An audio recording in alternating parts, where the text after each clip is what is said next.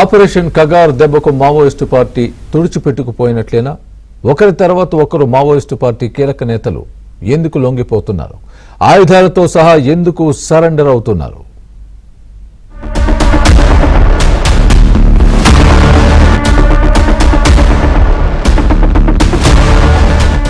Maoist అగ్రనేత party కేంద్ర committee సభ్యుడు తక్కళ్లపల్లి వాసుదేవరావు అలియాస్ ఆసన్న పోలీసుల ముందు లొంగిపోయారు. లొంగిపోయిన వారిలో ఆసన్న సహా 208 మావోయిస్టులు ఉన్నారు. మావోయిస్టు చరిత్రలో ఇదే అతిపెద్ద లొంగుబాటు. వారిలో 110 మంది మహిళలు, 98 మంది పురుషులు ఉన్నారు. 153 ఆయుధాలు అప్పగించగా వీటిల్లో 19 AK-47 రైఫిళ్లు, 17 SLR రైఫిళ్లు సహా షాట్ గన్లు, పిస్టోళ్లు కీలక ఆయుధాలు ఉన్నాయి. टोटल 210 माओइस्ट कैडर्स ने आज हिंसा त्याग करके समाज की मुख्य धारा में शामिल होने के उद्देश्य से सामने आए थे.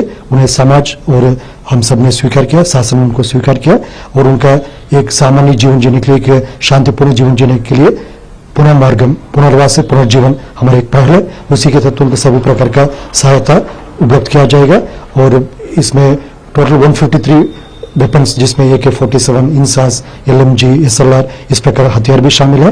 ये हिस्टोरिकल एक इवेंट रहा, पहले कभी हुआ नहीं. ये काफी एक అన్ప్రెసిడెంటెడ్ హిస్టారికల్ ఈవెంట్ రా. లొంగిపోయిన మావోయిస్టులకు పోలీసు అధికారులు రాజ్యాంగ ప్రతులను అందజేశారు. స్థానికులు ఎర్ర గులాబీలను మాజీ మావోయిస్టులకు అందించారు.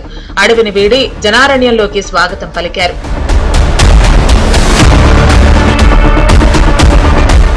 లొంగిపోయే ముందు మావోయిస్టు అగ్రనేత ఆసన్న తన సహచర మావోయిస్టులకు భావోద్వేగ సందేశం ఇచ్చారు. క్లిష్ట పరిస్థితుల్లో లొంగుబాటు నిర్ణయం తీసుకున్నామని చెప్పారు. హింసా మార్గాన్ని వీడి జనజీవన స్రవంతిలోకి రావాల్సిన సమయం ఆసన్నమైందని, అడవుల్లో ఇతర రాష్ట్రాల్లో ఉన్న మావోయిస్టులు లొంగిపోవాలనుకుంటే తనను సంప్రదించాలని ఆసన్న తెలిపారు. जिन विषयों को लेकर हमने ये निर्णय लिया, इसमें मेजॉरिटी साथियों को तो हमारा जो तरीका है, जो तरीका हमने लिया उस पर आपत्ति है, लेकिन वो तरीका किस स्थिति में हमने वो तरीका को अपनाया इसे समझना है करके मैं अपील कर रहा हूँ साथी लोगों को. आप लोग भी सोचना चाहिए. आप लोगों का सुरक्षा का चिंता जरूर है. हमें पहले हम बचना है, बाद में हम क्या करना है करके सोच सकते. जो मौका है उसको इस्तेमाल कर सकते. एक कांटेक्ट नंबर, मेरा कांटेक्ट नंबर दे रहा हूँ, आप लोग इसमें कांटेक्ट कर सकते. कांटेक्ट करने से हम इसके ऊपर कोई कुछ भी आपके विचार भी बता सकते. इसके ऊपर इस पर आप लोग कांटेक्ट कर सकते, संपर्क कर सकते. मुझे ऐसा कोई कॉमरेड्स कांटेक्ट कर सकते करके मैं आशा कर रहा हूँ, साथियों से अपील भी कर रहा हूँ. ఆసన్న స్వస్థలం ములుగు జిల్లా వెంకటాపూర్ మండలంలోని నర్సింగపూర్ గ్రామం. 4 దశాబ్దాల క్రితం పీపుల్స్ వార్ ఉద్యమం వైపు ఆకర్షితులయ్యారు. వాసుదేవరావు 1వ తరగతి నుంచి 5వ తరగతి వరకు లక్ష్మీదేవిపేట ప్రభుత్వ పాఠశాలలో విద్యాభ్యాసం చేశారు. అనంతరం అప్పటి హన్మకొండ మండలం కాజీపేటలోని ఫాతిమా స్కూల్లో సెకండరీ విద్యను అభ్యసించారు. కాకతీయ వర్సిటీలో డిగ్రీ చదువుతూ రాడికల్ స్టూడెంట్ యూనియన్ కు నాయకత్వం వహిస్తూ ఆ తర్వాత పరిణామాల నేపథ్యంలో 25 ఏళ్ల వయసులోనే అజ్ఞాతంలోకి వెళ్లారు.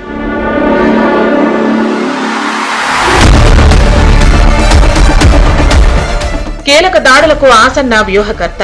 దండకారణ్య సబ్ జోనల్ బ్యూరో కార్యదర్శిగా రూపేష్ పేరుతో వ్యవహరించిన ఆసన్న ఏపీ సీఎం చంద్రబాబు, మాజీ సీఎం నేదురుమల్లి జనార్దన్ రెడ్డిపై బాంబులు పేల్చి హత్యాయత్నం, 1999లో ఐపీఎస్ అధికారి ఉమేష్ చంద్ర హత్య, 2000లో నాటి హోంమంత్రి మాధవరెడ్డి హత్య లాంటి ఘటనలకు నేతృత్వం వహించినట్లు చెబుతారు.